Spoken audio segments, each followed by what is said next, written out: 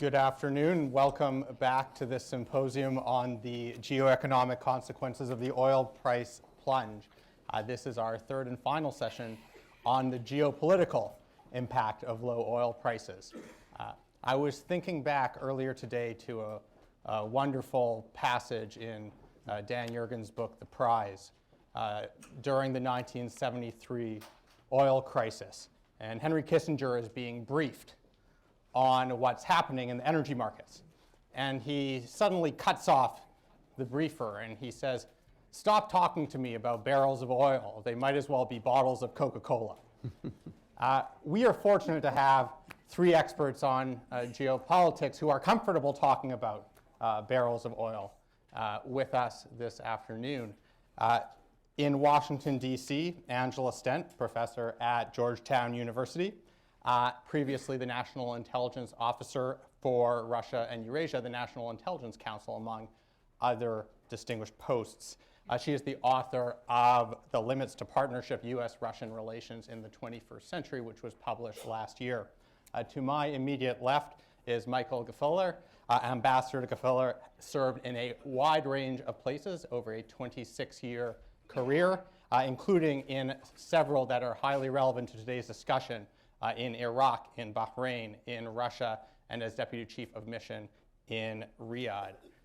To his left is David Goldwin. David is president of Goldwin Global Strategies. He served as Assistant Secretary of Energy for International Affairs during the Clinton administration, and more recently as Hillary Rodham Clinton's Special Envoy for International Energy Affairs at the State Department in this administration. He is co-editor of Energy and Security Strategies for a World in Transition. Angela, I'm going to go straight to you. If you look at the geopolitical headlines that have come out of the oil price collapse over the last 6 months, they have been dominated by Russia. Has Vladimir Putin been forced to change anything about his international strategy so far because of the drop in oil prices? So the short and long answer to that is no. And it's not just the oil prices. I mean, Russia has been hit by a trifecta of blows. The first one was that this is a poorly managed economy. It was spiraling downward even before the Ukraine crisis. It's manual control, as the Russians like to call it. Secondly, you then have the oil price precipitous fall, which then led to precipitous devaluation of the ruble, fall in the value of the ruble, which is worth half of what it was a year ago. And then you have the Western financial sanctions, which have basically cut Russia off more or less from international financial markets. Plus, the Western sanctions have targeted the energy industry. The US sanctions have targeted technology transfer. ExxonMobil, for instance, and Rosneft can no longer explore the Arctic together, at least as long as these sanctions are there. A few more statistics: $150 billion of capital flight last year from Russia. Minus 5% growth they say, is the figure for this year. It could even be more than that. Moody's, Standard & Poor have said that they've downgraded Russia to junk status, et cetera, et cetera. So the economic indicators are terrible. The oil price is an important but not the only part of it. It's the conflagration of all these things.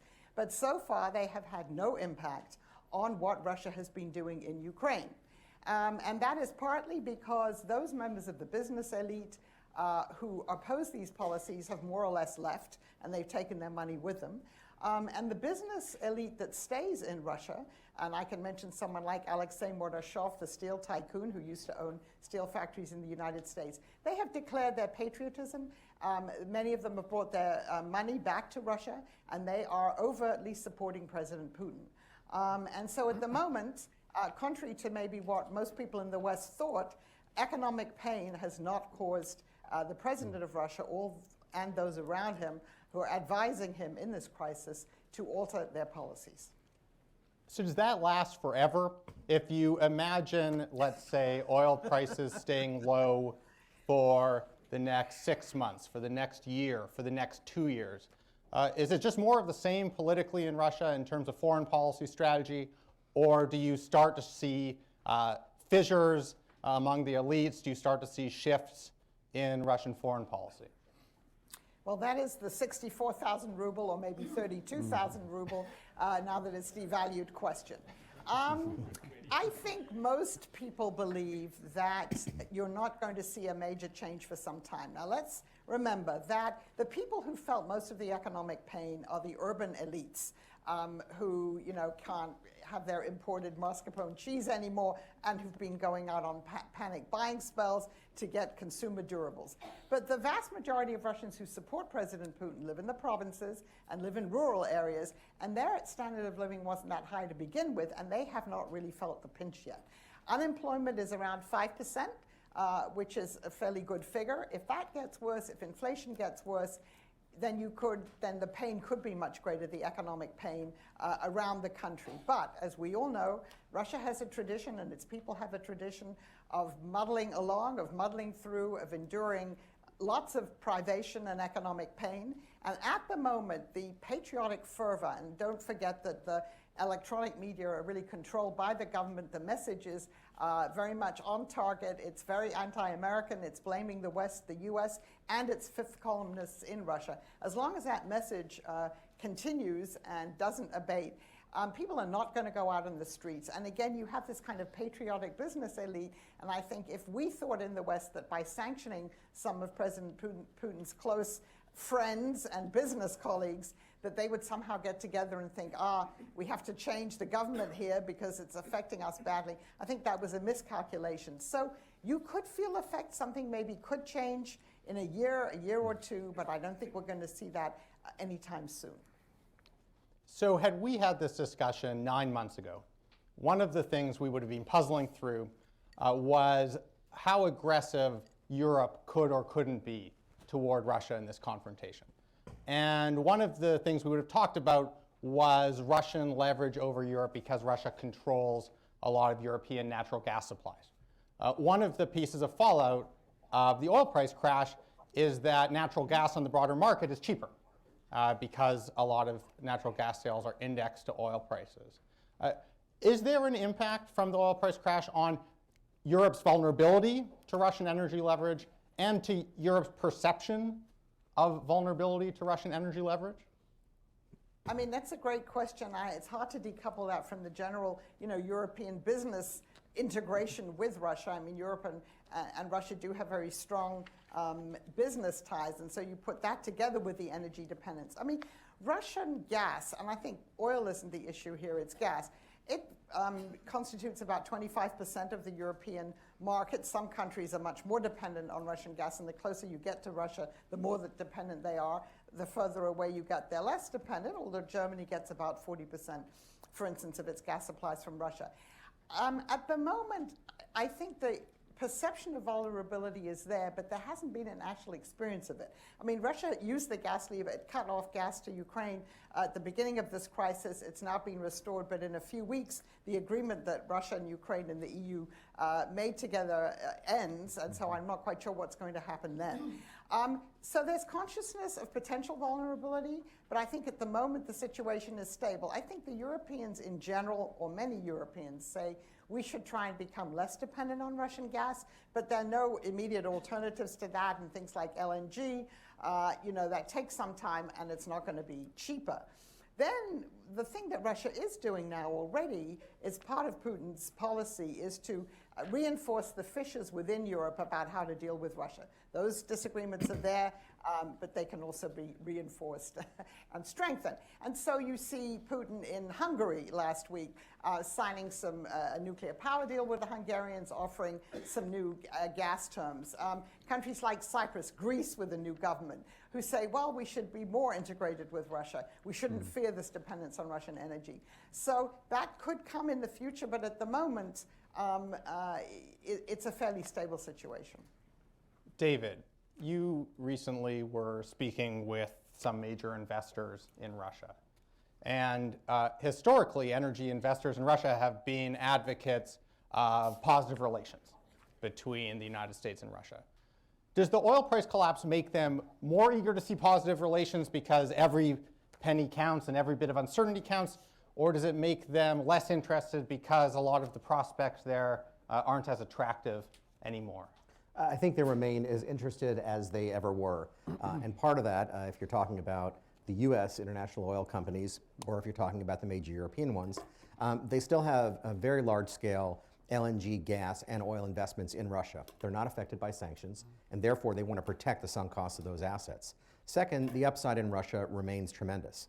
And companies which take a 30-year view are hoping for change. They're hoping that Putin will stop. And I think the ones who are looking at the unconventionals or they're looking at the offshore are hoping to get back. So right now they are hopeful, and that's probably going to last for about 2 years. And after about 2 years, the teams that are looking at those new investments are going to disband and go to other places. And then it's just going to be like the companies are in Nigeria, maintaining what they've got. So Michael, when people started trying to sort out the consequences of the price drop, Russia was the first country they turned to. Iran was the second. These are the two oil exporting countries that the United States is in acute confrontations with right now.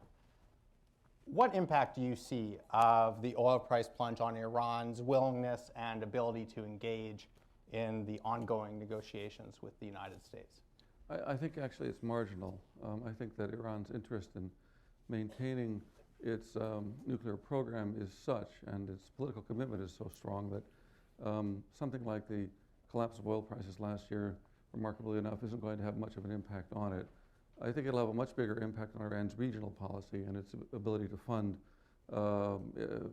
non-state actors like Hezbollah, like the Iraqi Shia militias, like the Shia militias operating on its behalf in Syria right now. That's where I'm really looking to see the impact on Iran's policy. Because these things cost money, of course. Iran's oil production has gone from 2.5 million barrels a day down to 1 million barrels a day. And it's gone, let's see, prices have plunged about 60% now. So they're hurting badly. In addition, Iraq's oil income has plunged by around 60%, mostly due to falling prices. So Iran's ability to leverage Iraq's oil income, which was happening to a considerable degree, although it's very hard to track, has been reduced as well. So I think that's where you're going to see the real impact. The Iranian strategy on nuclear negotiations is to reach an agreement while preserving as much as possible of their current nuclear infrastructure intact.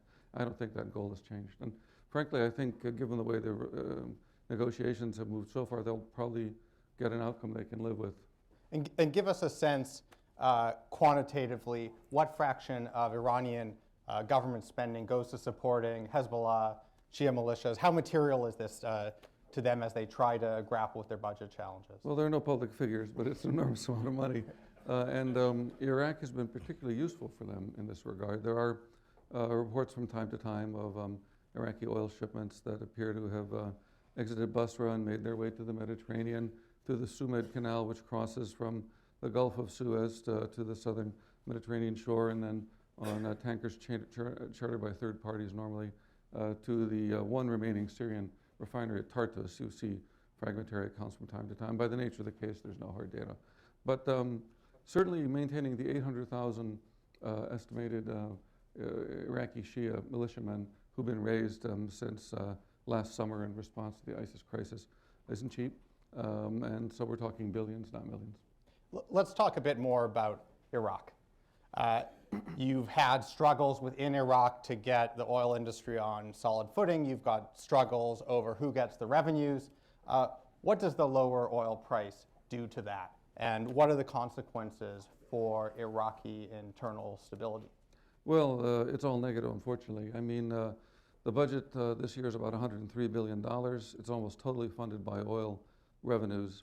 They're looking at a $35 billion budget deficit. That's the initial estimate. It could be larger, depending on what prices do. Right now, prices, of course, as you know, are between $49 and $59 a barrel, depending on the type and oil in the market. So the Iraqi break-even price had been over $100 a barrel. Various estimates on that ranging from 107 to 127. So they're looking at a considerable deficit, even though their extraction costs are very low. They have enormous social costs. 80% of the labor force works for the state one way or another. The same thing's true in Kurdistan, so the Kurds have been equally hard hit.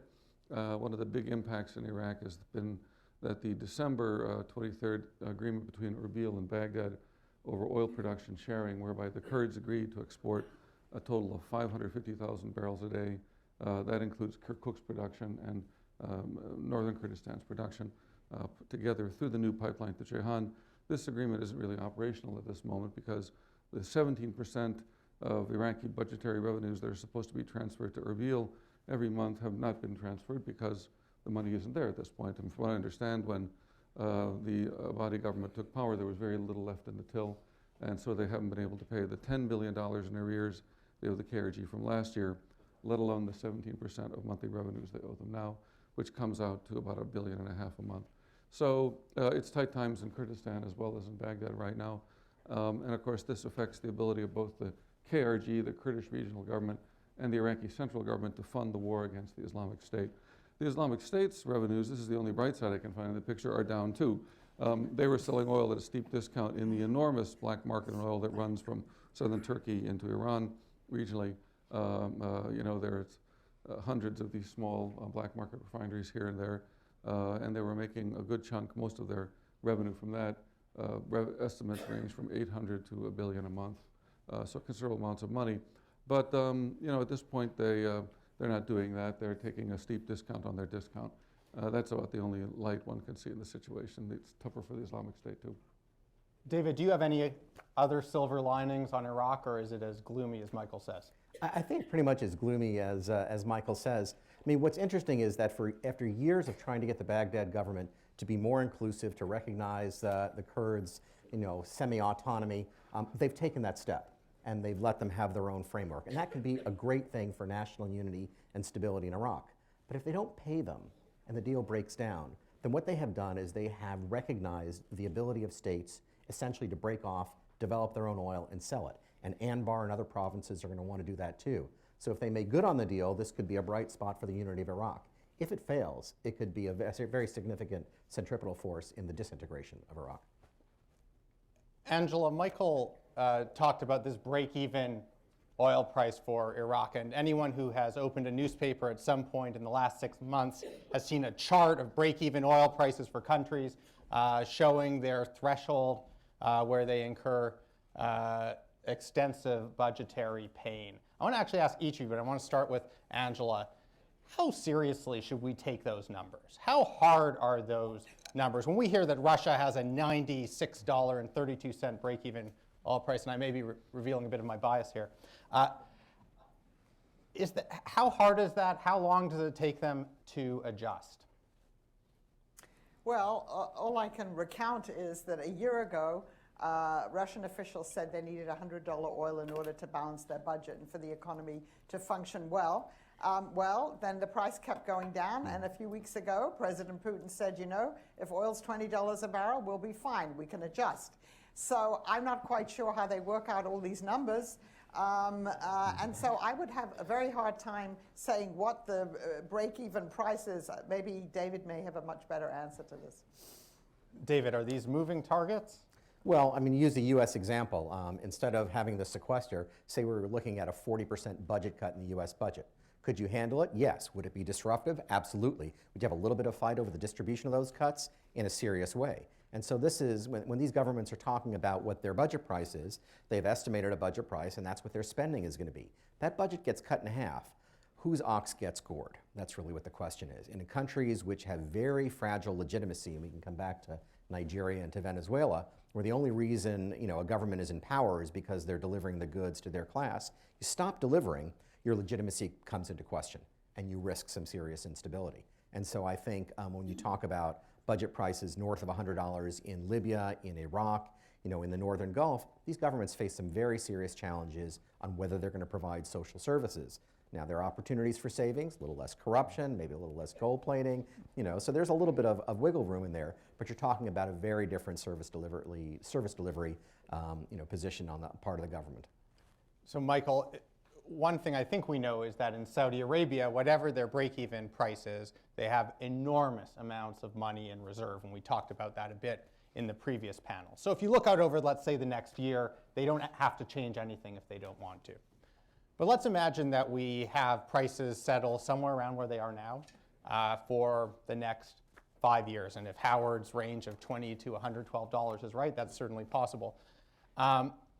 What sorts of changes do we start to see in Saudi foreign policy over time? And do we see any stability challenges in Saudi Arabia if the low price sticks for more than the next 6 months or 1 year?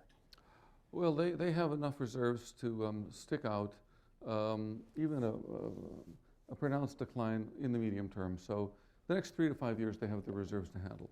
If you get past 5 years, and that's possible because if you look at the history of oil prices, I mean, one of the reasons they won't cut prices right now, not to dwell on this, is that cut production right now is that back in 80 to 85, they did cut production from 10 million barrels a day down to 2.4, and the price went from $35 a barrel to 10. So when prices go low, they can go low for a long time, and they can sink even further. And people in Riyadh with long memories, and that would be everyone in the Saudi elite, because they've all been in power for decades, except for some of the younger princes like Mohammed bin Salman, who's the only young fellow in the group.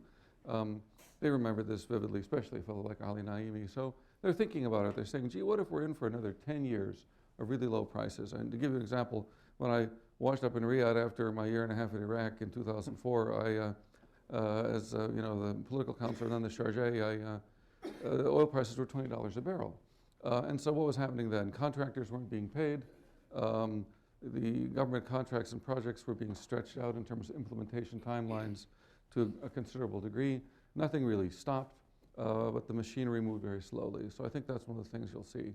You'll see a prioritization of spending. You're seeing that already. Last year, the kingdom announced plans to build new soccer stadiums everywhere. It was one of King Abdullah's ideas, something for the youth to do. All those plans have been quietly shelved. More importantly, the Saudis are planning to add 74 gigawatts of renewable energy capacity. This is a really big strategic investment by 2032. Now that timeline was just extended a few months ago to 2040. So why is that important? It's important because they're burning 3 million barrels a day of their own oil right now, minimum, some say 4 million. And that gets, that's a worrisome trend because it was only 1.5 million barrels a day 14 years ago. If the trend continues by 2030, they could be burning 6 to 7 million barrels a day, and then you won't have the exportable surplus. And if prices are still low at that point, we're talking about cracks in the social contract. The thing about the Saudi social contract is it's based on the fact that the kingdom is at the end of the day an Islamic Arabic monarchy. It's a very traditional state despite the modern technology and all the rest of it. So the population expect in return for their acquiescence in the rule of the Al Saud really substantial material benefits. Free electricity, essentially, free water, free healthcare, and free education up to university level. If these things start having charges attached to them, it'll change the political dynamic in the kingdom. So I was talking to a Saudi economist friend once, and I said, several months ago, and I said, what would the political implications be? And he said, well, you know, we don't like to talk about politics, we're economists here, but at the end of the day, if there's going to be taxation, there'll have to be some sort of representation for the people in the political process. I said, how do you mean? He said, well, there can't be taxation without representation. I said, you know, to me as an American, that really resonates. And he said, really, why? But, I mean, you're going to be looking at changing political dynamic because the balance of power between the rulers and the ruled will shift. David, from one crazy political system to another, let's talk about Venezuela. I don't even know that we touched much on Venezuela in the economics panel because the economic discussion was relatively obvious. It's extraordinarily painful. But let's talk about the political fallout from that. Is political change in Venezuela a matter of if, or is it just a matter of when? And how much is the fall in the oil prices contributing to what we're seeing there? Well, let me take those in reverse order. Venezuela was in deep trouble a year ago. They had militias guarding the stores because there was a lack of consumer goods. And Venezuela is a country where something like 90% or 80% of consumer goods are imported. 90% of the government's revenue comes from oil, and the foreign exchange system is hugely contorted. So they're running out of foreign exchange. Now you accelerate that by cutting the oil price in half, and you're in deep crisis. You have the inability to import basic consumer goods.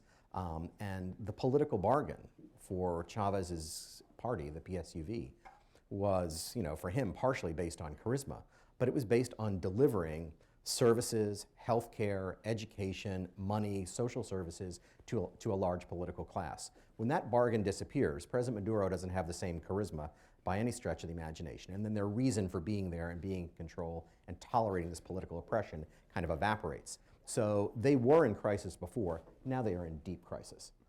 The problem of political change in Venezuela is a different question though, because Maduro may or may not last, but the person you get after Maduro is probably going to be someone from the PSUV. The opposition, while Mr. Capriles, while he nearly won an election, doesn't have a message that speaks to the masses that the PSUV speaks to. So one of a couple of things could happen. You get somebody who's worse than Maduro who comes in and comes in relatively quickly. Maybe you have the opposition win the parliamentary elections in July, and then maybe you have mass demonstrations calling for a new election, or maybe you get somebody who comes out of the opposition who can be a popular leader. I think that third option is very unlikely. So I think we're looking at more of the same. And the big changes that have to happen, basically getting prices right in the economy, unlikely to come from this government. And what about the regional spillovers? We had a nod to PetroCaribe, the system that Venezuela uses to support some in the region. When should we anticipate spillovers more broadly in the region? Do we see other things like the US-Cuba agreement that a lot of people claim was in part spurred by Cuban anxiety about a potential withdrawal of Venezuelan support? Are there other things we ought to be watching out for regionally? Things are already changing. PetroCaribe, for the uninitiated, was actually a credit scheme, which provides governments in the region with either crude oil or product at retail prices, but it loans the government the money to buy them, so you only pay 20% down. So it's enormous credit support to the government. And so if that support disappears, they can still buy product on the open market, but you blow an enormous hole in their budgets. And so for Jamaica, for the Dominican Republic, for Nicaragua, for Cuba, this is an enormous source of support. So it has already changed. The credit terms have gotten shorter, the interest rates have gone up, the quantity of product delivered has shrunk, and Venezuela has started a fire sale on debt. It has offered to sell basically debt owed by some of these Caribbean countries at 50 cents on the dollar. The Dominican Republic bought back its debt basically at 50 cents on the dollar. So the future of this credit support is already eroding and likely to be gone, except for Cuba, which will be last, and Nicaragua, which will be second to last. And so it's a serious risk, which our government ought to be taking a look at and trying to help ameliorate. But it's also an enormous opportunity for the Caribbean, because essentially what they've been getting from Venezuela is diesel and fuel oil. And so they have the highest cost electricity in the hemisphere. They have the highest carbon electricity in the hemisphere. And the Inter-American Development Bank has done a study that said if they converted to natural gas, they would cut their electricity prices and their carbon in half. So they've got a little bit of a credit risk issue in terms of who's a credit-worthy off-taker, can you buy that down? But this could be an enormous boon for the Caribbean. But if we don't step in and nobody else steps in, then they'll be looking at a serious credit crisis. So David, you're talking a bit about the regional implications, and Angela and Michael, both of the countries that you've each focused on in your remarks, Angela, Russia, and Michael, in your comments on Saudi Arabia, also support a variety of countries in their regions. Angela, can you say a bit about what the consequences are that we might see in Russia's backyard if Russia feels compelled to spend less in support of other governments? Well, there's certainly a regional chill already. You may remember that one of the reasons why the Ukrainian crisis broke out is because then President Yanukovych was contemplating signing an association agreement with the European Union, which would have meant that Ukraine could not have joined the Eurasian Union. So the Eurasian Union is Putin's big project for his third term. It was signed into being on January the 1st of this year. It was an outgrowth of the customs union, so currently it has Russia, Kazakhstan, it has Belarus and Armenia. Kyrgyzstan is set to join, maybe Tajikistan. These countries, of course, are quite poor. And so what's happened? Well, the Kazakhs, I think, are particularly important here. They were always a little bit wary about the political implications of the Eurasian Union, although they were the ones who were very much in favor of a customs union. But Kazakhstan is now suffering, obviously, from falling oil prices, since it's a major energy producer and exporter. But also, it's suffering from the devaluation of the Russian ruble, from the fact that the ruble is worth much less, and therefore Russian goods are much cheaper on the Kazakh market. So the Kazakhs are now thinking, do we have to devalue our own currency, the tenge? Then another problem is that part of the big project that President Putin's been speaking about vis-a-vis Ukraine is the Russian world, that Russia has a right to defend all ethnic Russians and people who identify with Russia, who live outside of the borders of the Russian Federation. This tragedy that happened when the Soviet Union broke up and all of these Russians and Russian speakers were no longer living in their own country. Kazakhstan still has about 30% of its population that are Russian. It's very interesting that the Kazakhs have suddenly moved up their presidential election. Although President Nazarbayev is in fact a president for life, they're still having presidential elections, so they've moved that up. And one of the reasons people are now saying is because they're very worried about their internal stability, given the economic weakening and the chill that has come from falling oil prices and from all the other economic problems that Russia is having. It's also true for Belarus, which is also having not second thoughts about being in the Eurasian Union, but is looking increasingly also westward and has tried to be a mediator in some of these talks. So I would say, particularly for those countries, Russia's neighbors that are much poorer than Russia and that depend on Russia, migrant labor is another thing. Large numbers of people from Central Asia, and also from countries like Georgia and Armenia, the remittances that they send back home from working in Russia help support the economy of those countries. Well, those remittances are shrinking, and so that whole issue is also in question. So there are major ripples, and there will continue to be if Russia's economic situation continues to deteriorate, partly as a result of the falling energy prices. Michael, how about countries that are dependent on Saudi Arabia?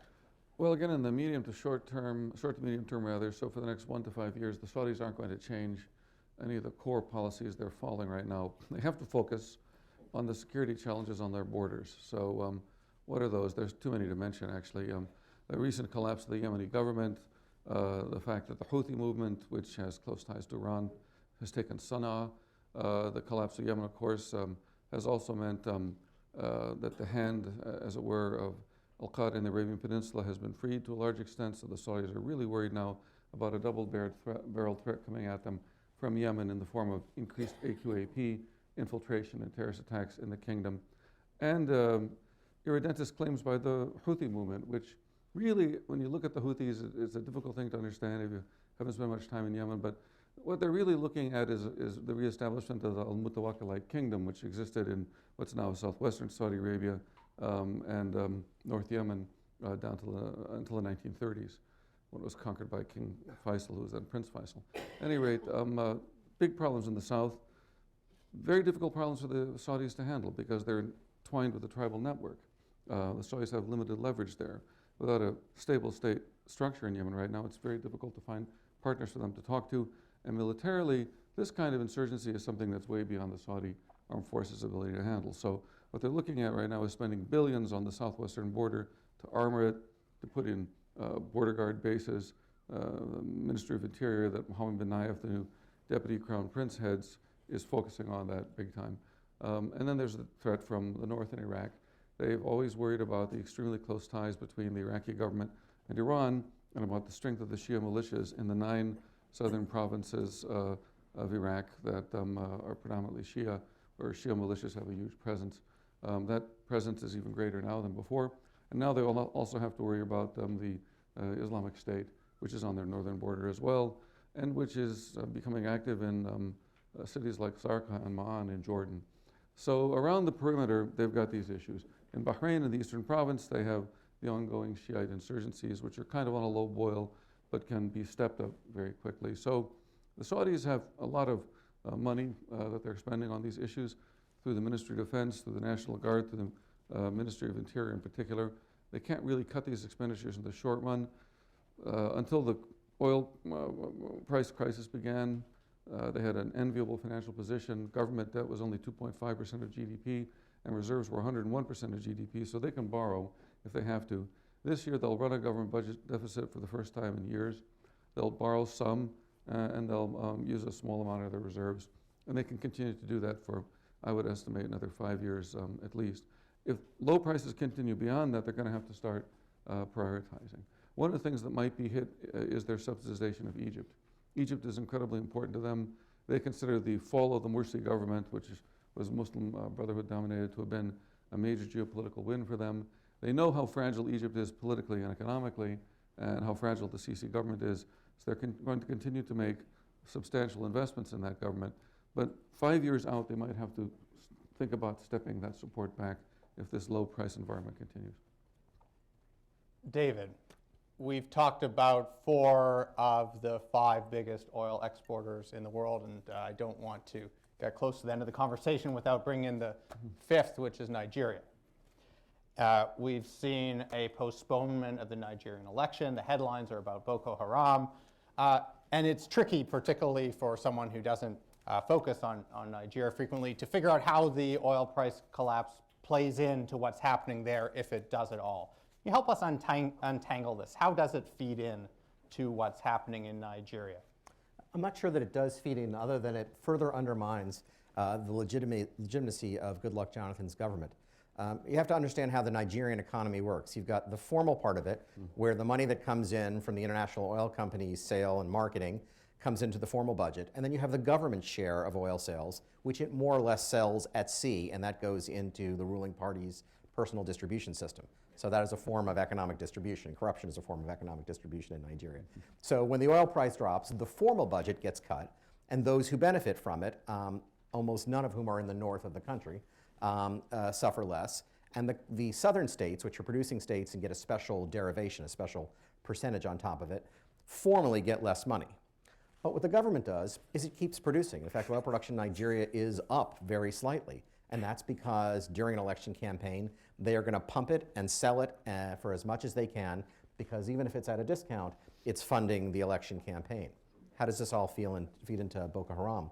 Well, Jonathan's legitimacy has been compromised because of his inability to manage, or the way he has mismanaged, the insurgency from Boko Haram. And this has enabled Buhari, a former dictator who was left out of power, to stage a campaign where he is now neck and neck with Jonathan. And so I think the oil price just makes Jonathan's mismanagement look worse than it is.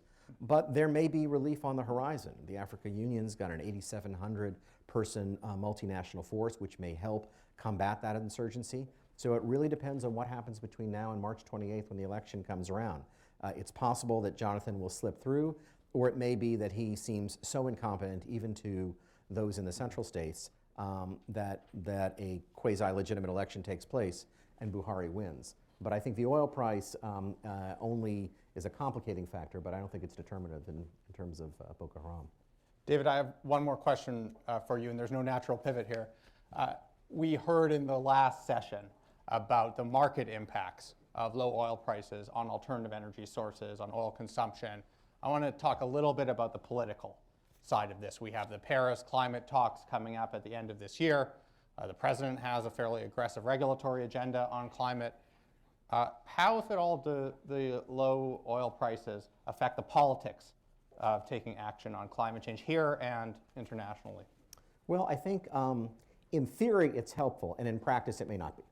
So in theory, the cost of adjustment, particularly in the electric power sector, is lower because oil prices are lower, and to the extent natural gas prices are linked to oil prices, those are lower also. So if you look around the world and say, who's got to change their power sector and change it from kerosene and fuel oil, say, to natural gas with some backup from renewables, well, that's Mexico, that's a good part of Africa, that's all of the Caribbean, that's a number of other countries. And so theoretically, when they announce their national targets, it's cheaper to get there. So I think that's the good news. What we heard earlier in earlier panels is that governments are having the political courage to reduce subsidies not only in the electric power sector, but also for petrol, for gasoline. So that will limit the rise and basically enable them to reach their target more easily. So that's the theory. And a place like Mexico, you can see where this is happening right now, because by bringing in cheap US natural gas, they're about to put all of their fuel-oiled power plants out of business and convert them to natural gas. Electricity prices have already dropped, carbon emissions are already dropping, and this is only with 2 of 7 pipelines put into place. So cheap gas is enabling climate change to happen, and they will meet their mandatory target more easily. That's the good news. The bad news is that the business case for renewables is harder. And with the macroeconomy in the state that it is, the ability of governments to subsidize renewables to help them bridge is also in danger, as we've seen in Spain and is under challenge, I think, in Germany. So it's going to take some creative governance to foster renewables as a part of climate change. You're going to have renewable portfolio standards. You're going to have flexible targets. So I think, in theory, the cost of adjustment is considerably lower as a result of these prices, but in practice, it's going to take some very creative policy making.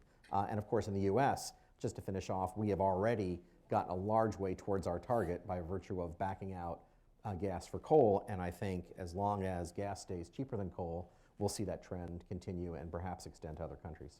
So if there's a theme to this panel so far, it's that even where we might see some good news, there's bad news that comes along with it. Very uplifting. We're going to go to questions and answers soon, so get your questions and answers ready. Before we go, very quickly, a minute each, the president calls you in and asks you to give him one piece of advice, either an opportunity to exploit because the oil price has plunged, or a risk to be prepared for that people aren't paying sufficient attention to. What do you tell him, Michael? I would say that in this lower price environment, there's going to be a lot of internal stress on the social political models in the Gulf, which despite the growth in U.S. oil production is still of huge importance to us strategically and to our trade partners and our allies. And I think I would advise them to plus up the American diplomatic and intelligence network in the Gulf states. These things have been, our human capacity in general has been allowed to atrophy in my experience as we've shifted toward a more technology-driven model for intelligence and for understanding and working with the political systems of these societies, which are all about to become less harmonious, I think, in the future and be under greater stress. And so we should get ready for that before it happens. David? Do I only get one? You only get one. I only get one. I would say there has never been a better time to introduce carbon pricing into the U.S. political dialogue. The costs have never been lower. You could release all the constrictions on crude oil exports as a way of providing some compensation to the energy industry if it needed it. But the burden, the cost of adjustment is minimal. This is the time to do it. This is something that could be actually supported by the industry. You will never have a better time to do it than right now. Be courageous. Take the step. Angela? Well, this is now vis-a-vis Russia, which is, I think, a slightly different case. I think it's very important. We can see the economic pain that Russia is experiencing. It's partly the oil prices, it's partly the sanctions. And even though that hasn't led so far to a change really in Russian foreign policy, I think we have to keep the sanctions regime there. If possible, we may have to broaden it if there's more violence and if the Russian-backed separatists try and take more cities in the region. And I think in general, staying the course and really understanding that we are in a new era in dealing with Russia, and that the kind of framework we used to have for believing we could negotiate and come to agreements, we have to question that. And I think that's really reinforced by realizing that despite the economic turmoil in Russia, there are really no political concessions. Well, at this time, I'd like to invite members to join our conversation. When the microphone comes to you, please stand, state your name and affiliation, and ask a concise question so we can get as many in as possible. A gentleman on the far end of this row here.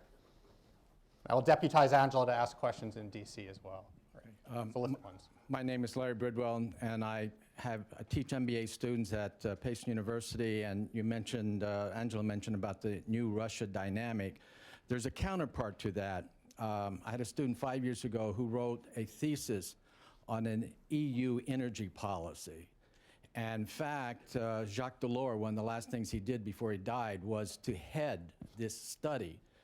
And unfortunately, from what I gather, unless somebody up in the panel knows something I don't, there is not a unified EU policy on energy.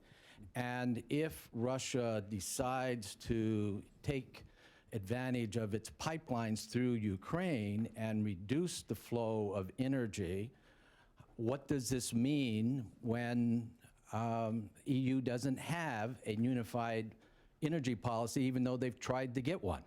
So, Angela, does the collapse in oil prices make it more likely, less likely, irrelevant to the prospect of Europe coming up with a unified energy A policy? unified policy. So far, it doesn't seem as if it is. I mean, we saw last year when Russia was cut the gas off to Ukraine, some European countries were willing to then re-export gas to Ukraine, some of which they'd actually gotten from Russia, but that began to break down when Russia started to put pressure on some of these countries, particularly southern European countries. So, I referred already to the fact that the Kremlin has been picking off several European countries that are more favorably disposed towards Russia to, in fact, entice them into new energy deals. So I would be rather skeptical based on, the historical experience of the Europeans really getting together and having a unified energy policy, particularly when it comes to Russia. Let me jump in on that. I mean, first, I would say a completely unified energy policy, no, the Europeans won't have it. But they've made enormous progress over the last 5 years. There are more interconnections, there is a greater amount of storage, and they have a competition policy, or sort of which prohibits dominance of both the supplier and the transportation network. What really has to happen now, as they're working on a fourth energy package, is whether or not they have the courage to enforce the tools that they have right now.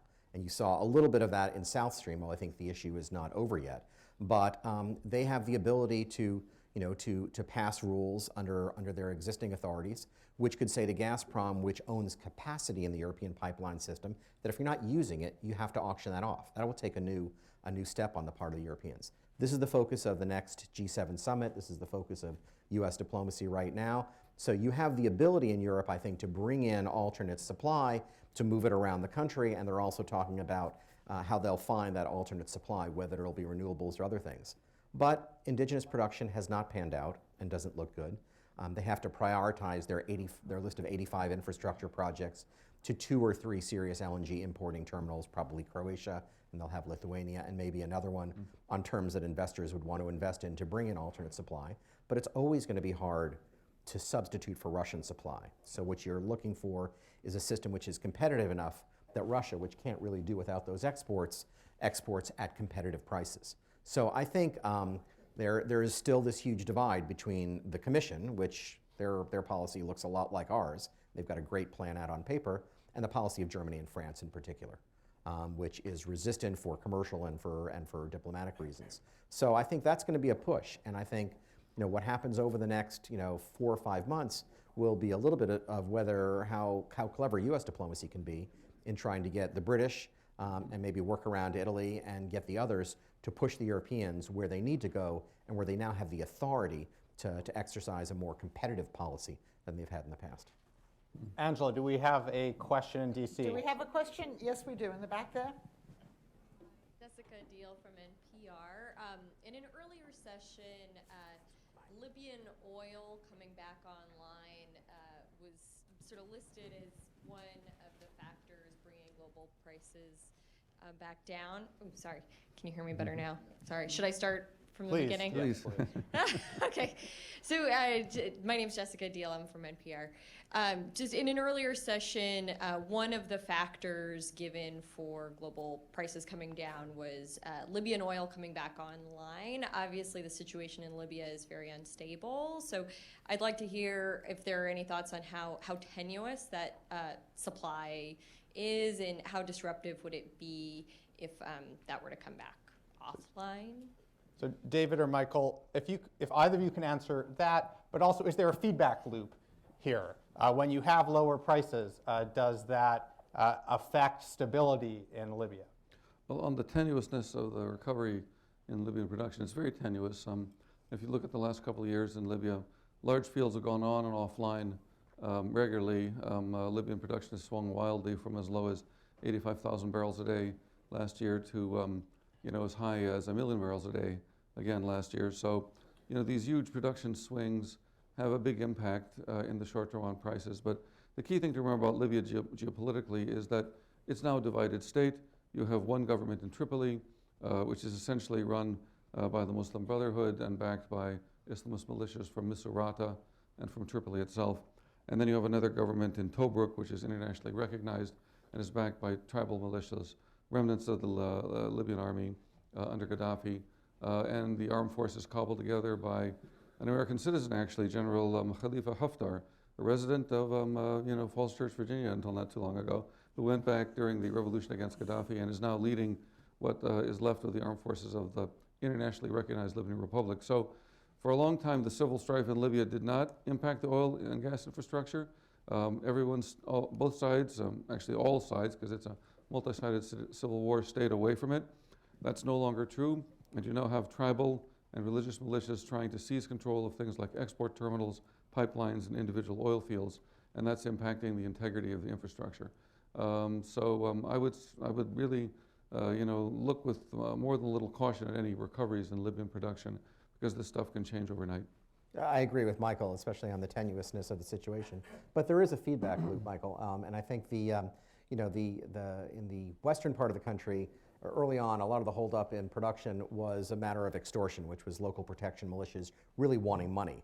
But in the eastern part of the country, it was much more about sovereignty. They wanted actual control. But there was a little unwritten bargain, which is what led to the restoration of production in September, which is if you open the terminals and more cash comes in, you can sort of divvy this up. Once the Islamists got control of the central bank, the ability to sustain that bargain pretty much evaporated. That's and true. Therefore, you no longer have the ability to share that wealth, so now it's a fight for the wealth. And as the terminals are shut in and the production is shut in, of course, the companies which were producing even minimally, they've long had their expats out, but then there's very minimal interest in paying any militias to do any protection because there's no money to be made there. So the pie is shrinking, and it leads to the further instability of the country. It's just hard to see the way back. I couldn't agree with more, that's true. Please, here.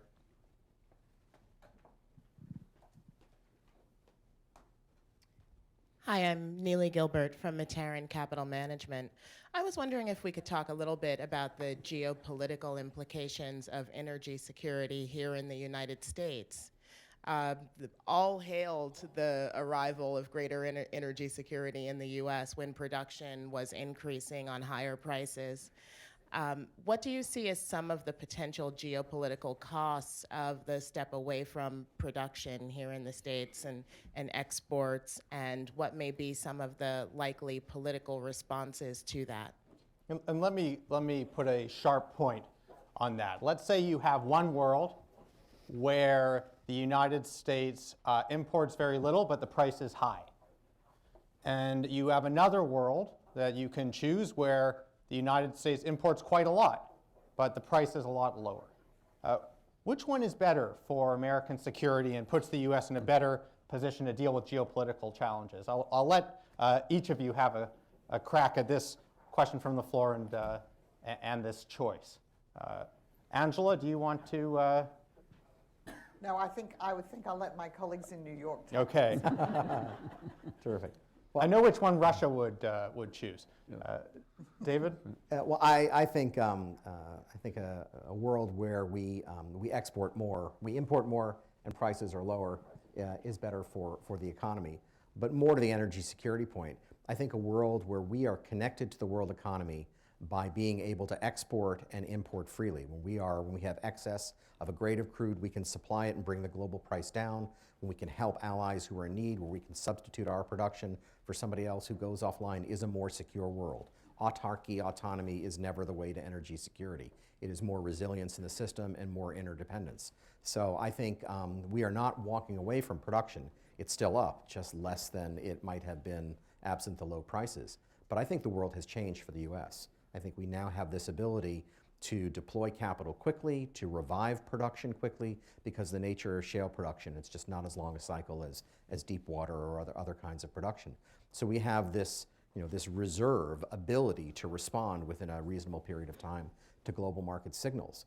So I would like to see us in a world where we are connected to the market and where we use this as a source of foreign policy power, where we can use our strategic reserves to export oil to others, where we can tell the Japanese or the Koreans they can rely long-term on US supply if they want to buy it from us, and where when we are looking for other countries to reject Iranian supply and we're talking to the Indians or the Chinese, we can say, we're not just telling you don't, we're telling you we're going to contribute to the solution by exporting. So I'd much rather see us in that world, and 20 years from now, oil may not be as important and we may not be exporting as much, we might be importing more, but we will have built an international system, free in trade, which is the core of everything we have done in trade since the end of World War II. But more production gives us more leverage in your view, and at some level maybe worth a slightly higher price to sustain. Is that?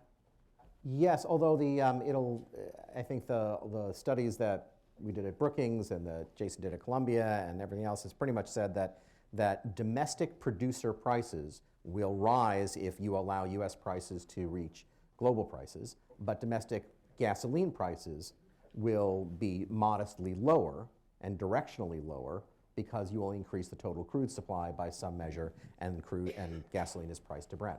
So I don't think I want to be precise about higher prices, you're only talking about domestic producer prices because you're not artificially protecting them. And you're talking in particular about the implications of changing the restrictions on oil exports, not the broader moves in prices, just to be clear when you're talking about these studies. Right. Michael, prices go down, people are saving money, but the United States has larger net imports. What are the consequences as you see it for relations with the Middle East? Do the Saudis feel more comfortable in their dealings with the U.S.? Not particularly. I mean, I agree with the point about autarky. We cannot think about this in an autarkic fashion. I mean, whether prices are high or prices are low, we have fundamental strategic interests in the Gulf because at the end of the day, it is one of the principal portions of the global oil industry, and it's a fungible commodity in a global industry that our trading partners and allies depend on. So I think, frankly, what we need to do at this stage, if I were making recommendations on policy, which is a line I was in for a long time but no longer am in, but stepping back into those shoes again, we need to remember the fundamental importance of those core alliances we have with the GCC producers. We have the Fifth Fleet for a reason, we have NAVCENT for a reason. Maintaining those sea lanes is of critical importance. The problem with NAVCENT, is it's done its job so well for 40 years that people kind of forget it's there unless there's the crisis with the Iranians over the Straits of Hormuz, but it's fundamentally important. And I think we need to revive some of those alliances that have fallen a little bit on hard times. Please. Do we have a question? Oh. We'll go to the next question will come from Washington. Yeah, okay, thanks. Yeah. Frank Oh, Weil. the next question after this one will come from David. Washington. Frank Weil. Oh, sorry. I have a very simple question. I've been waiting for almost an hour to hear the words Turkey, Syria, and Israel. What are the implications of all this on those rather important places? Who would like to use one or more of the words Turkey, Syria, and Israel? Well, we can talk about Syria. The implications of the collapse in oil prices on these three countries. That's what you're interested in, right? Okay, so in Syria, the Saudis and the Emiratis and also the Qataris, to a considerable degree, have been funding various sides in the complex Syrian civil war for some time now, as have the Turks. Turkey not being a major oil producer doesn't really apply to them in the same way, but obviously the ability of the Gulf states to influence events in Syria just declined. So did Iran's ability to do so because their oil income has fallen tremendously. So what you have is a continuing multi-sided civil war, but the financial means at the disposal of all of the parties have fallen. So which of the parties to the conflict can deal with this circumstance the best? It's the Islamic State, actually, and the Islamist militias that are allied with it, because their operations are inherently more cost-effective and cheaper than foreign aid programs for one militant group or another being run from a distance. The other party that's negatively affected, of course, is the Assad regime, because they've been so reliant on subsidies from both Iraq and Iran, largely Iran, of course, but some from Iraq, in the form of oil shipments and cash transfers. So one can see this already in the performance of Assad's military machine on the ground. The Islamic State, which is doing better in relative terms, is now in the suburbs of Damascus. They were not there before. They're making progress near Aleppo. Assad is falling back on both fronts. He's having trouble paying for diesel for his armored vehicles, since Jeeps and such.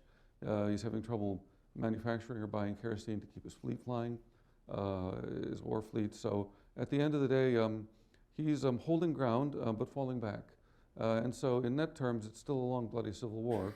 There's not going to be a dramatic shift on the ground at this point, but one can see the Islamic State doing better against the regime, and one can see the Gulf states having more difficulty funding their portions, their sides in the conflict. The only party that's actually doing better, despite having taken a huge hit, a huge gut punch in terms of falling oil prices, is the Kurds, because of the efficiency of the Peshmerga. They simply are the most effective fighting force right now in this rather disorganized still struggle against the Islamic State. And so they managed to exploit the huge potential impact of the coalition airstrikes more effectively than anybody else, certainly much more effectively than the Iraqi government. You didn't ask about them, but it's part of the same battle space, because the Islamic space looks at Syria and Iraq as a single battle space. And the Iraqi government is having the same problem as the Assad regime. They simply don't have the wherewithal to keep funding this vast military apparatus they have, now largely militia-dominated since the collapse of the Iraqi army last summer.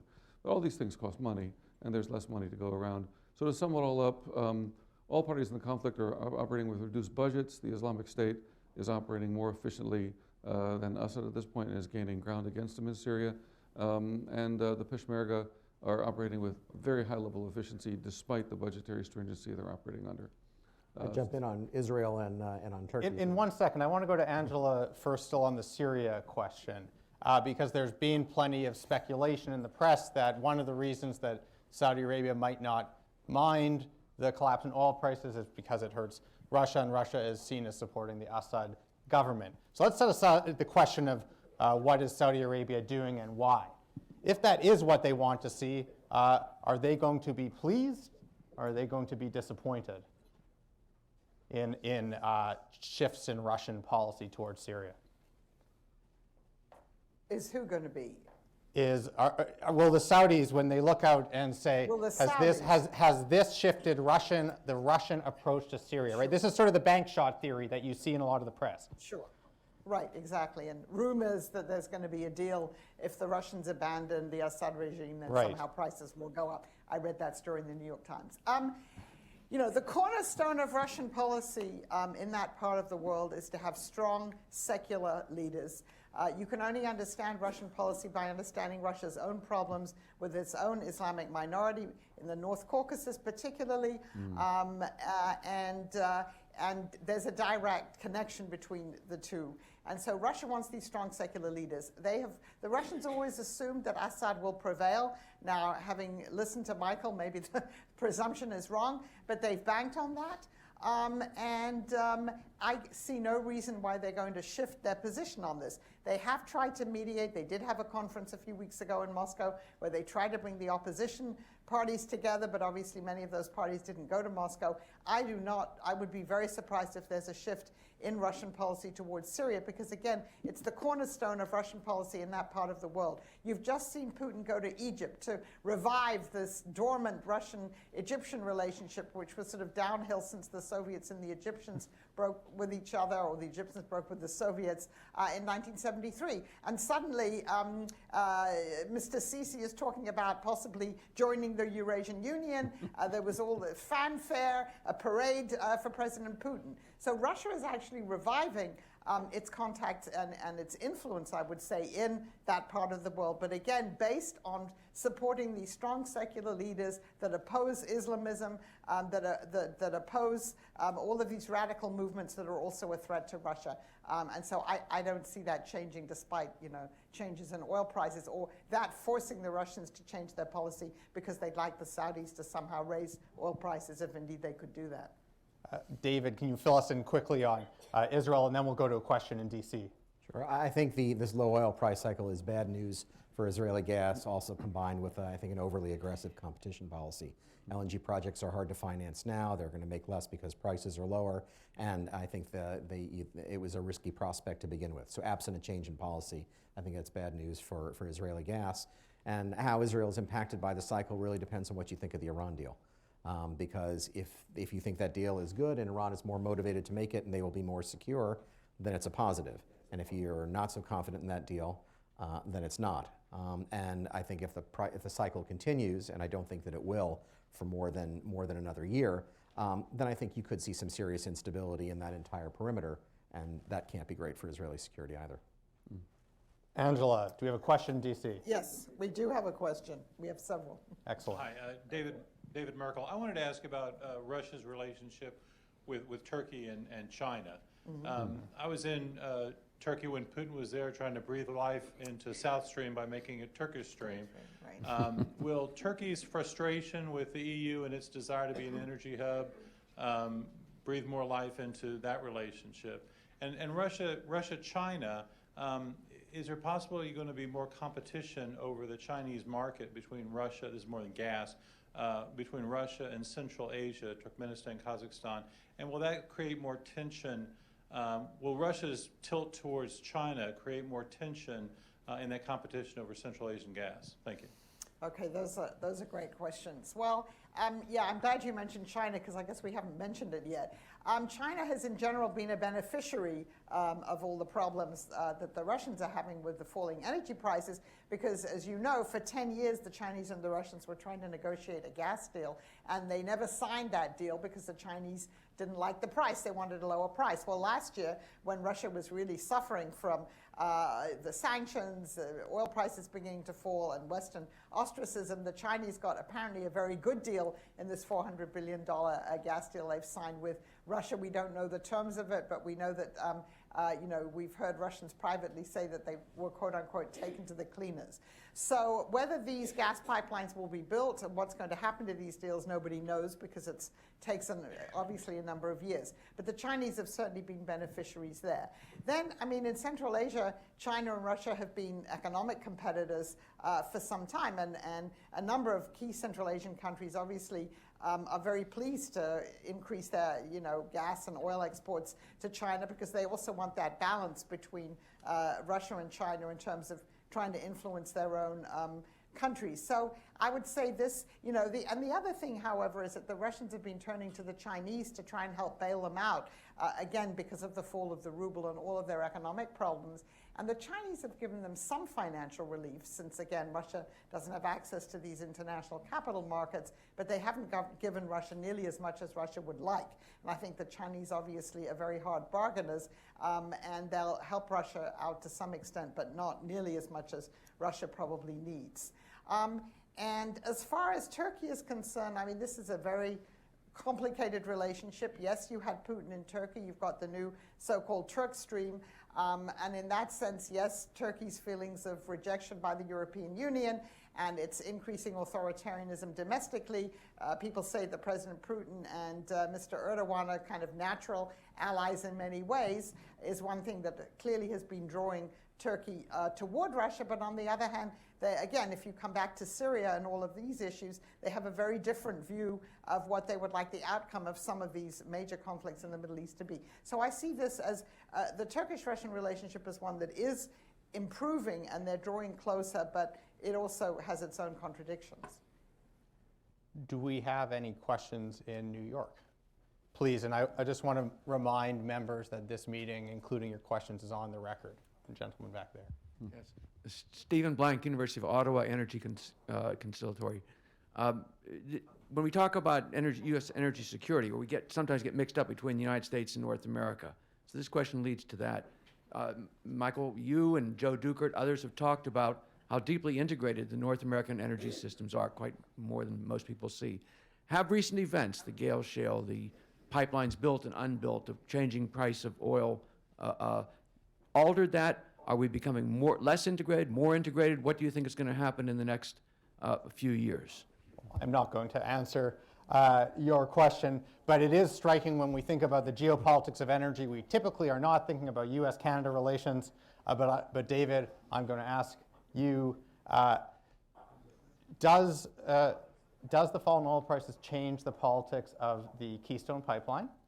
And on the Mexico front, as Mexico struggles to adjust with the impact of low oil prices, particularly beyond the next year when its hedges wear off, does that have spillovers for the United States? Well, I think low oil prices should not change the economics of the Keystone Pipeline very much. Pipelines are built for a long relationship. We consume an enormous amount of heavy oil. Our choices are still Saudi, Venezuela, Mexico, although they're declining it for now, and Canada. So I don't see that changing. So I think Canada remains fundamental to our energy security, not to mention the relationship on gas and on electricity and on nuclear, which kind of goes both ways. So I think we're looking at more North American integration, not less. And I think the case on Keystone, on the economics and on the national interest determination, remains overwhelmingly in favor of permitting that pipeline, and then there's the Enbridge pipeline behind that. And you can make the case either on safety grounds that rail and truck don't look like such good ways to ship oil these days, or you can make it on long-term security grounds, which is would you rather have pipe or seaborne, or you can make it on economic grounds, which is that we have these heavy oil refineries will refine heavy oil wherever it comes from. And the 3 environmental studies the State Department has commissioned and 1 volunteered by the Department of Energy, which all say that the oil will get produced regardless. So even low prices, the pace may change, but I don't think that the economics are in question. But so I think that's the long-term story. Mexico is interesting. They're doing really remarkable things. I think we're looking at closer gas integration because Mexico will not succeed in the unconventional gas production in the next few years, and they're already shrinking that bid round. They're planning on a lot of U.S. gas, and so we're going to see closer integration there. That's going to mean lower electricity prices in Mexico, more manufacturing in Mexico, greater contribution to the trade relationship. That is a net plus for the U.S. on economics, and it's a net plus for the United States on security. So anything we can do to help advance that, I think we should do. And even on oil, I think companies look long term. I think they're going to bid on the deep water. They're going to bid on some of the others. Mexico won't make as much money over the short term, but these are long cycles. And I think President Peña Nieto should get a Nobel Peace Prize for taking heroic steps, which will not pay any dividends during his presidency. But nonetheless, he's done the right thing for his country. So I think we're looking in all those cases at closer economic integration and closer energy integration.